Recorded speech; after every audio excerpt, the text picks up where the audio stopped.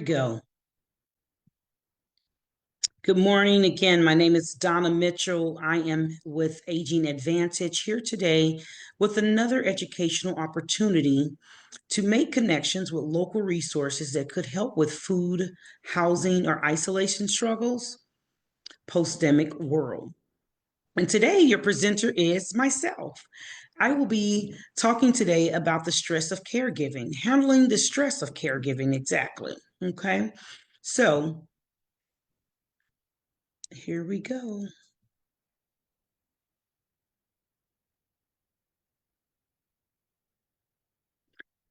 Handling the stress of a caregiver, which is very near and dear to my heart, simply because I started doing some caregiving at a very early age in my life, around 9 years old. My grandfather came to live with us. And when he did so, because my mother was a nurse, she was his caregiver.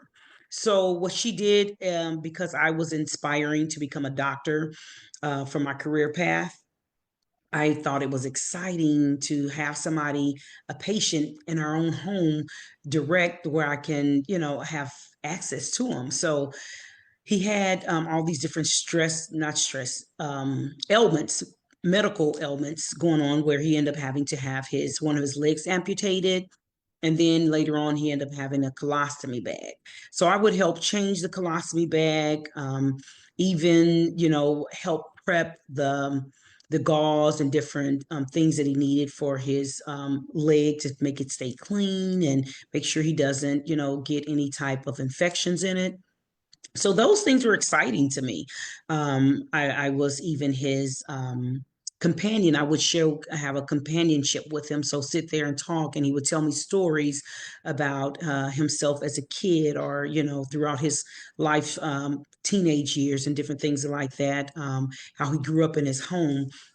So I had lots of opportunity to be able to learn and to grow, so that later in life, when I became a caregiver, helping others with their families and loved ones, and even sometimes friends, I had already had some experience. And so um, it wasn't so fresh and new to me, but still, on a different level. It's always going to be different when it's someone else versus your actual loved one, or something that you're doing 24/7. Okay, so next here, let's go ahead and what is caregiver burnout? Burnout often occurs when a caregiver's needs are not met or not properly addressed due to the stress associated with their caregiving responsibilities. They often feel overwhelmed by the deterioration of a family member's health, financial pressures, and changes in dynamics. Now, are you a caregiver that's thriving? Are you surviving? Or are you struggling or in crisis? So I have these four columns here that most people during your career as a caregiver, or your time as a caregiver, whether you're doing it for your loved one, or you're doing it for, monetary reasons, or you're doing it because you love to do it, whatever the category, the reason why you're doing it, but you are a caregiver. Most of the time, you can find yourself either starting off at one of these columns, or you may land in one of these columns eventually. Most of the time, starting off though, as a caregiver, you're thriving. You have the attitude of, I got this, no problem. You're usually calm and steady with minor mood fluctuations, able to take things in stride. You're consistent with your performance, able to take feedback and to adjust to changes of plans, able to focus, able to communicate effectively. You have normal sleep patterns and appetite, which is very important. Next, you may eventually become in the surviving mode. Something isn't right. The nervousness begins. You become sad, increased mood fluctuations. You're inconsistent with your performance, more easily overwhelmed or limited. Increased need for control and difficulty adjusting to changes, trouble sleeping or eating. Activities and relationships you used to enjoy seems less interesting or even stressful. Muscle tension, low energy, having headaches. So I'm going to stop right here just for a brief moment here, just to kind of touch on some of these things. Now, when you're in a thriving mode, you're happy. I didn't really stop there and talk about much there because I'm sure most people can relate with that column there because yeah, you feel like, nothing's wrong.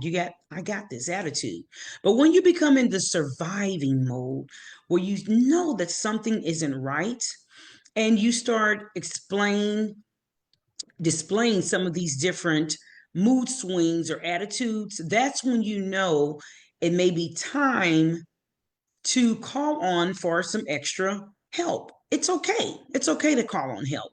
Everybody needs it at some point when you're doing this day in and day out, or even just, if you're the only one doing it, you have to think ahead so that you don't get to the next level, which is the struggling level. Okay. So when you find yourself, especially to me, one of the number one that really stands out here in this column is the inconsistent performance. You find yourself usually you're a person that comes to work, you're on time, you leave on time, and if it's needed, you stay over. Um, your attitude, you're always happy-go-lucky. You have the mindset or mind frame that you're in support mode. But when that becomes inconsistent, you have some days where you're dragging, and sometimes your attitude just isn't very pleasant when you're taking care of someone. You have to realize it's not really that person all the time their fault, or even if it is their fault, they don't want to be in that place themselves usually, but we start getting to the point because you're in this surviving mode, you don't think about the person you're taking care of. You're more so centered on your own feelings and the way you feel, and so you may start calling into work, or you may not get up on time if you're with a person in your home that you're taking care of. Just say every morning they get up at 9 o'clock for breakfast. Instead, you start getting to the point, oh, I'm going to let them sleep in. I want to sleep in, or I just don't feel like it, or they'll do a late breakfast. You have to start paying attention to those things. Okay. And that's when a lot of times, if you don't pay attention to it, you becomes in the struggling mode. I can't keep this up. Usually your persistent fear, panic, anxiety, anger, persuasive sadness, hopelessness. Not a good mood to be in at all. Exhaustion, poor performance. There it is right there. Your performance is very key, and difficulty making decisions or concentrating. Yeah, it's getting pretty bad.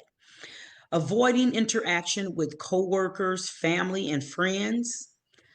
Fatigue, aches, and pains. Restless, disturbed sleep. Self-medicating with substances, food, or other numbing activities. So you see, when you become in the struggling mode, that's not a good place to be in at all. Because if you can't be in a good mind frame for yourself to be able to take care of you, how can you be a good caregiver for someone else? It's almost impossible to be able to take care of somebody the way that they need to be taken care of if you yourself need to be taken care of. So before you get to this point, or even if you have already gotten to this point, look back, see what it is that you can do, call out for some help. Get somebody in there with you that can help relieve you. Go on a vacation. Take you a vacation. If you don't actually leave your city or your home, just go somewhere within your city, just something that's going to relax you. Get with friends or family members. Talk to a coworker, somebody that can help you to get back to that thriving, I got this mode, because that's the best mode that we want to stay in. That way we can not just be healthy for someone else, but healthy for ourselves too. And then lastly, the crisis mode. That's a mode that we most definitely want to um, try to avoid. I can't survive this. Because when you get to the point where you feel like you cannot just keep doing this day in and day out, it becomes really, really debilitating to you and for someone else. That's almost like a danger. It can be really, really dangerous because you're not just responsible for yourself, but you're responsible for someone else. And that's going to be really, really bad. It can get really ugly. So it's disabling distress and the loss of function.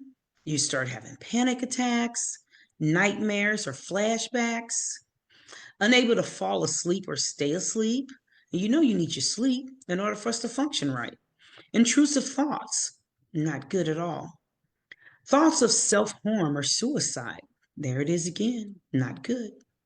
Easily enraged or aggressive, really bad attitude. You're probably snippy and snappy, kind of mean to the person or mean to other people that you're not even caregiving for.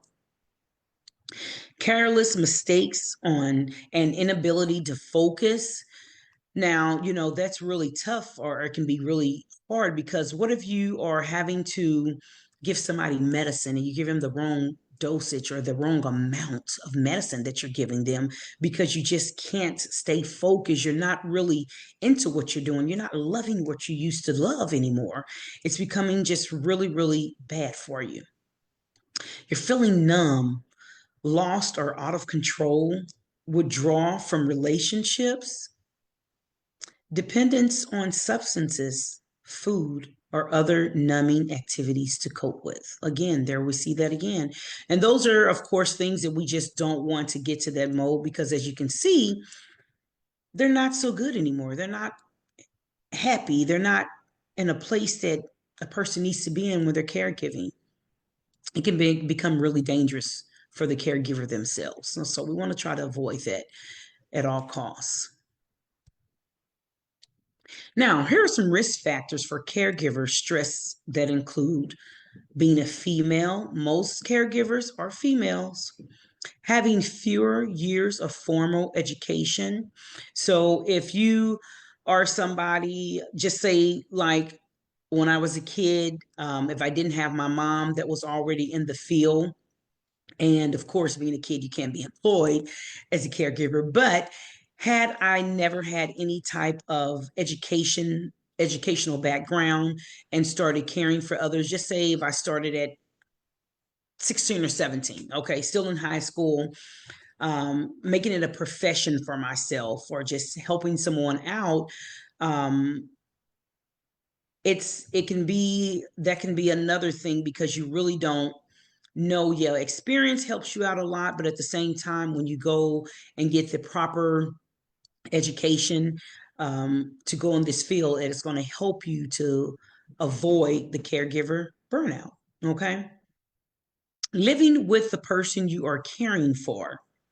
That's a really big one because a lot of people do that because it could be a financial strain to go and pay for somebody, to come in the home. If you're still at home, sometimes you don't want to send your loved one to a facility of some sort because, again, it's a financial burden, or you just don't want to do it. This is mom, this is dad. They said one thing, whatever you do, never send me to a nursing home, never send me to a facility so somebody can take care of me. I want you to take care of me. And so you begin to think about that and you want to do what you can do for your loved one because you do want them to reside in their home safely. And as they age, you want them to age in place safely. And that's the whole thing about it. As a person is aging, you want them to always be safe. And if they can, you want them to be happy. Social isolation. So when you become, you're pretty much like myself. I know I'm a social butterfly, right? So if I start isolating myself, not being able to continue the things that I usually am able to, enjoy out of life, I start isolating myself from my friends or my loved ones because I'm caring for someone, and it's becoming really heavy for me, is becoming more like a burden for me versus something that I love doing or like doing.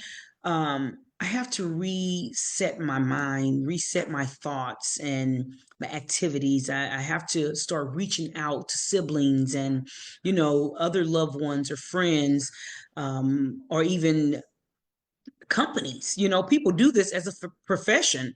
So there are places and, sometimes that you can reach out to.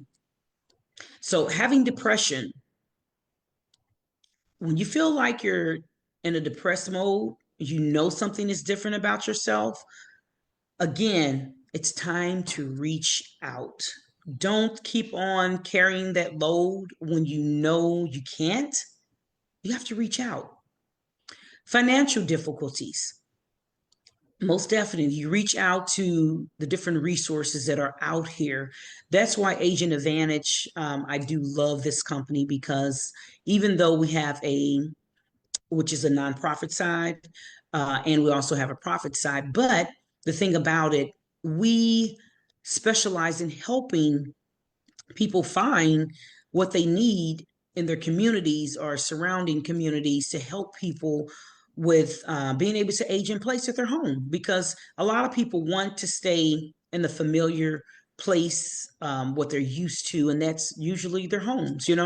Who don't want to stay at home? I don't want to go to somebody else's home to live out the rest of my time or my days, especially when I just need just a little small help. It's not like I need help all the time. So yeah, let me stay here in my home and just send me some people or, somebody that can help me sometimes. And so we have to think about that, ladies. Okay. Because again, most of the time we are the ones that really do the caregiving for most people. At least we started off. So lack of coping skills and difficulty solving problems. It's okay again to reach out to coworkers, reach out to other companies that are more suitable to take care of your loved one or take care of somebody take care of you even. Reach out to these different local resources. And at the end, I'll give you a few of those resources you can either write down, keep in mind, contact. So that you don't become a caregiver at burnout. Okay. Lack of choice in being a caregiver.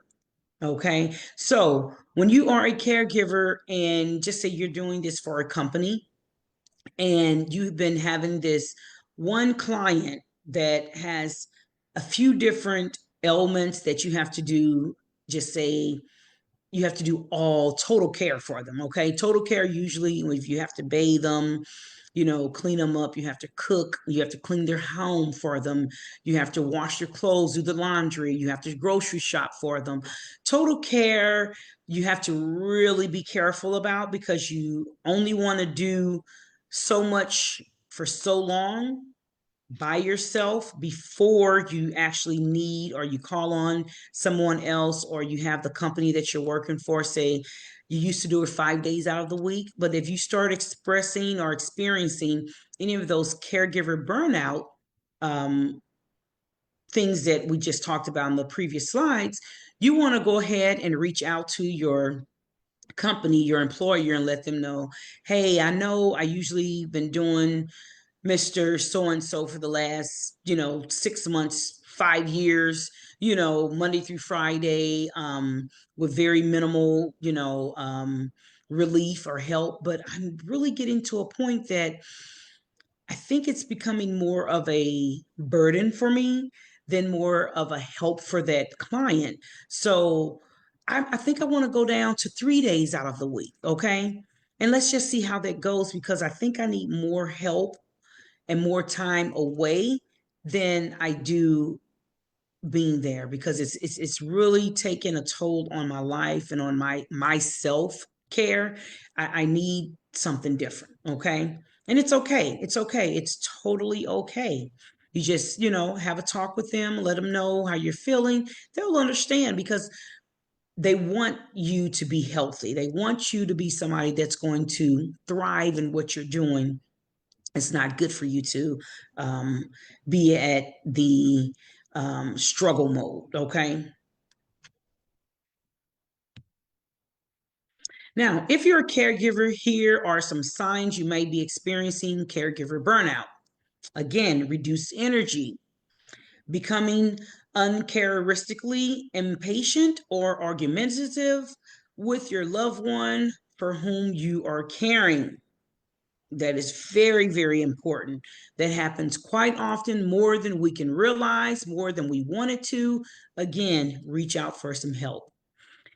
Depression or anxiety. If you're experiencing depression or anxiety, again, it's time to get some help. You're having issues with sleep, feeling like you have little freedom. There we go. You have to have time for yourself. Chronic headaches, stomach aches, or other ailments. Yeah. If you don't take care of yourself, you're not, you know, going to the doctor, you're not relieving these headaches, you're not relieving the stress that's coming up, you will then find yourself start experiencing different things going on with your own body, headaches and things like that, body aches. Those are always, what do you call them? Like, not just pain triggers, the word I'm looking for, warning signs. There you go. Those are warning signs that something isn't right. And when you receive those warning signs at a consistent timing, more so than you've ever experienced it, yeah, you want to go ahead and maybe go see some a doctor, or try to see what it is that may be going on with you, because maybe you have something going on with you that's causing you pain and different things, and you're just not taking care of it. So therefore it's displaying in other areas of your life with your character, or you're having these headaches and you're feeling isolated. So yeah, it's time for you to take care of yourself. Losing interest in activities you once enjoyed. Weight loss or weight gain. Those are big issues too, because sometimes you're just eat your way through things, and sometimes you just feel like it's so overwhelming. I'd rather just go to sleep. I don't want to eat anything. I don't want to be bothered. Just let this day be over with. Weakened immune system. Yeah, that's what caused your immune system to start getting weak, because you're not taking care of yourself. Stress is very, very hard on the body, and it can cause you to go through different ailments or disease processes just because you're having stress. Okay. So be careful about that. Now, here are some tips for caregivers to help with stress. 5 ways to help with stress. You're going to accept the help. So don't say no. Even if you don't feel like you're burnt out, even if you feel like you don't need the help, always have somebody that you can call on if you do need help, or even if you feel like you don't need help after you do this for so long with your loved one, you want to start allowing somebody to come in, because you don't want to get to the point where you're just in uh, thriving or survival mode. Okay. We don't want to get there. So accept the help. Focus on what you can provide. So, what is it that you can actually do for the person, for your loved one? That's what you focus on. Don't focus on what if I had this, I would do that. If I could do this, I would do that. Focus on what you actually have at hand, at your disposable resources, and you take advantage of that. Okay. Set realistic goals for yourself and your loved one. Say, okay, I have 5 other siblings. It's 7 days out of the week. I really enjoy doing this. Mom lives with me. Dad lives with me. Mom and dad lives with me. I can take care of them. I'm here with them all the time. So what about I split the days up with my other siblings? I'll take the 3 days, okay? And then if you do, say Monday, Thursday, or Monday, Wednesday, Friday. You do those and have somebody to fill in on those other slots. That way you have some time for self care. You have some time to relax and unwind. And when they come in and do whatever it is that you teach them to do, or what they need to do, you leave it alone. Don't you try and oversee or manage unless there's a problem. You let them do the way that they take care of mom and dad, because the way somebody else may do it may not be your way, but as long as they're taken care of, there is no right or wrong way, as long as it's getting done and they're not hurting them. Okay. So think about that as well. Get connected. Stay connected with your family and friends, people that want to help you. Again, reach out to local resources for help. And Aging Advantage, we are a great place to start. We can help you, direct you with that. Okay. Even join a support group. There are so many different groups out here that help with different things that you can. I mean, it doesn't necessarily have to be in caregiving. It can be something on a personal note that you know that you struggle with and that you need some help with. Go ahead, join that group. Listen to others and what they're doing, what they experience, and how they handle the different situations. That'll be very helpful for you. Again, tips for caregivers to get help with stress. You want to seek social support, set personal health goals, arrange respite, and lastly, see your doctor. Okay? Those are some really good things. Respite, again, is it's a lot of different, again, companies out here that provide that service for you. If you don't have like people, friends, or your family members, your siblings or something, you're in one state, they're in another state. Yeah, of course they can't take the other 4 days. You have to take the three. Arrange for some respite care. So, they do it so often, and that'll be helpful for you.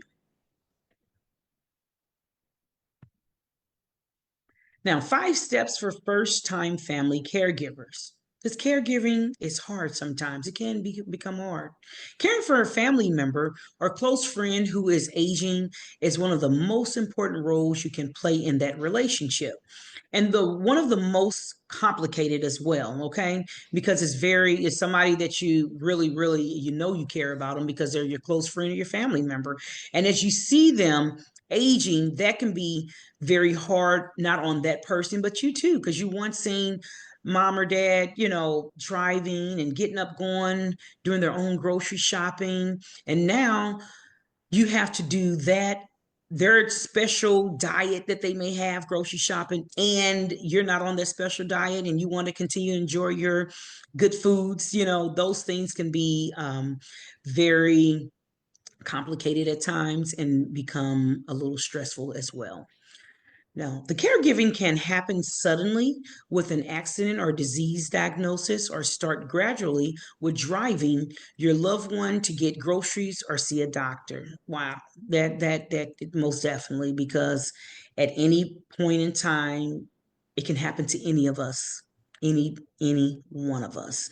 Get in a car accident. How many times you've seen that?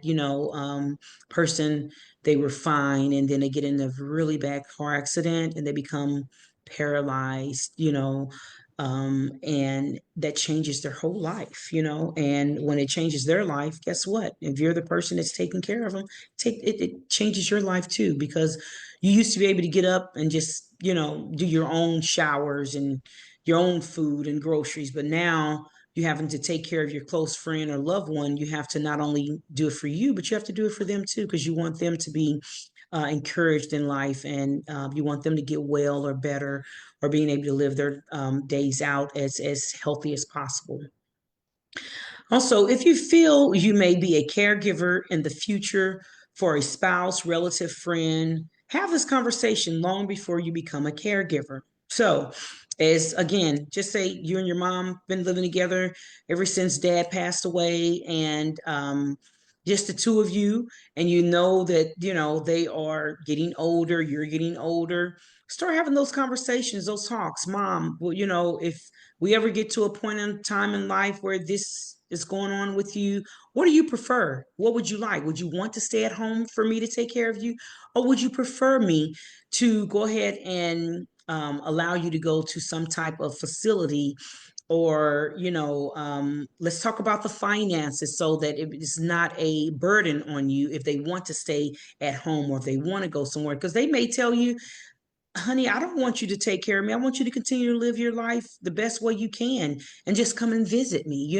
So talk about that. Talk about those things. Now, also start the conversation. You talk about the future caregiver needs now. That way, whenever the time comes, it's not like a taboo for you. It's not like, oh, what to do because of mom or dad or the loved one, whoever it is, could be your spouse even, you know, what to do in this situation. Yesterday, they were live and alive and vibrant. They were doing for themselves. And last night they had a really bad, accident or something that happened, and it just really took them out, and now they're not the same person they was just the last 24 hours, 36 hours ago. So the right time to talk about the future is now, okay? Even if it's uncomfortable. Yes, I had to do that before my father, before he passed away. We had to talk about life insurance with him, and it was really, really difficult because to me, I was feeling like I was trying to put him in a grave when, of course, I know I was not, but it was just so difficult because we had never talked about that. My mom had just recently passed. So that's what brought up the topic, or had, me and my siblings even thinking about it, because we were like, we didn't expect mom to pass that early on in life, and it was like a sudden thing. And yeah, she had things in place for herself, and we never talked about that with her. So I was so grateful. We all were very, very grateful that she had something in place for her, because it helped release the stress of trying to, organize how we're going to pay for this or that. So we had to bring that conversation up with dad. And yeah, it wasn't very comfortable at first, but after we broke the ice and he was very open to it, that helped us to get things in place. It was great. Okay. So you want to ask your loved one about their preferences, their values and wishes for things that matter, from health to finances. So yeah, again, have those conversations. Find out where their bank accounts are, if they have a savings, if they have some type of 401k in place, if the different jobs that they work, if they have some type of coverage. What is it that you can do if they ever become in a place or situation that they need somebody to be there with them or help them out? What matters to them? What is it that they would want? Because of course we have our different ideologies and things that we would want, but what is it they would want? What would continue to make them happy?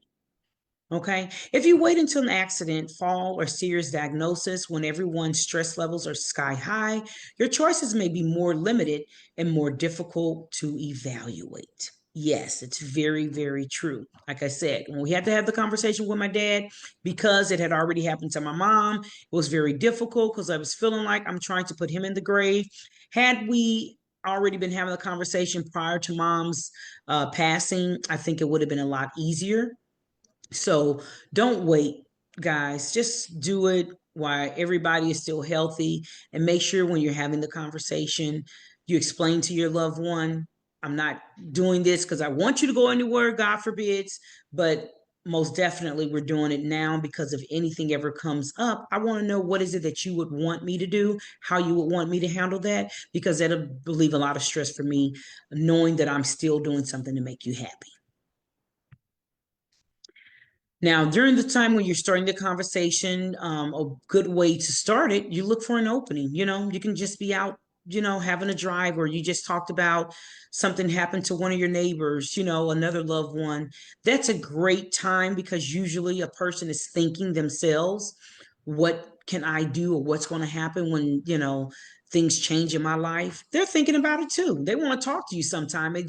They're looking for an opening. They don't want to scare you. Now, you keep trying. Sometimes everybody's not receptive to what the conversation is about and what we're needing to talk about. Yeah, they don't want to talk about it all the time. People want to avoid it, but you keep trying, okay? Don't give up. Don't avoid the subject of money. That's very important because, as we know, we can't do much of anything without money in this day and age. Okay, so we do need money to do a lot of things in life. Look for ways and opportunity to have money if you don't really have it financially in your um, disposal. Then you look for ways, talk about ways that maybe they had money saved in a special account somewhere or something. Find out, have them to put you on their as beneficiaries of these different ways or different savings that they have. Put you on their bank account, as an it just if it's something happened to them, you have access. Okay. Starting the conversation, you want to listen and respect your loved ones and their desires. The person you're caring for always should participate in the discussion about his needs and plans to every extent possible. Bringing others into the conversation. Ask a few other people close to your loved one, family members, or friends. Be part of the process. Conflicts may arise, but don't be afraid to talk through them. Better to do so now than in a time of crisis. Whether you're just beginning to anticipate a need or taking care of your family member for a time, these tips, resources, and checklists can help you get organized and find support on your caregiving journey. Remember, just take it one step at a time, okay? Don't overwhelm yourself, okay? Always just keep in mind what it is at hand, what you have right there. And after you've been and already had these conversations, trust me, it's going to be so much more easier for you. Now, information about us here at Aging Advantage. Again, my name is Dona Mitchell, and with Aging Advantage, A Plus Aging Advantage is another side of our business, but you can always reach me at Donna at aplusaging.com. Also, our office number is 314-761-9157. And as you can see, we're here on Facebook Live. Here are some more. Hopefully these are big enough that you can see, but if you cannot see them, always reach out to myself or somebody within the company, and we can put you in the right direction with resources and different things that will be able to help you get through and manage what it is that you are trying to manage and needing to manage. Okay. So again, thank you for your time here, Donna, with Aging Advantage.